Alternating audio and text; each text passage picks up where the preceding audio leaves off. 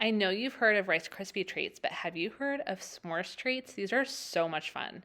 First, you're going to melt down a stick of butter into a big pot here. And my secret is to let it cook for a while. You don't need yours bubbling like mine was. I just had my heat up a little bit too high for this. But yeah, let it get nice and golden brown. Add in some vanilla for some extra flavor. And once that's all good to go, add in a bag of marshmallows. I had these jumbo marshmallows left over from a campfire, so I cut them down, but you don't have to do that.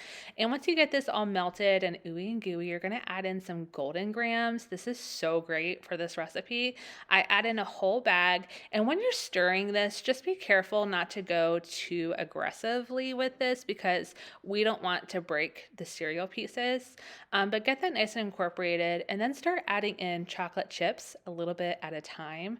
And you don't need to measure this, just kind of go until you feel like you have enough per bite.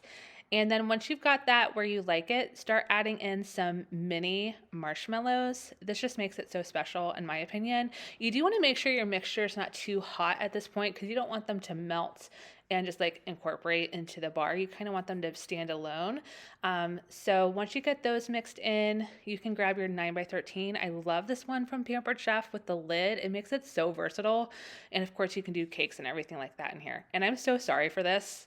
Oh, I was so bummed when I hit the edge of that pan, but you're a pro, so that won't happen to you. But then you're going to just press this mixture into the pan, and then right on top, we're going to add some extra chocolate chips and extra mini marshmallows, and you're good to go. Pop the lid back on if you want to take this with you.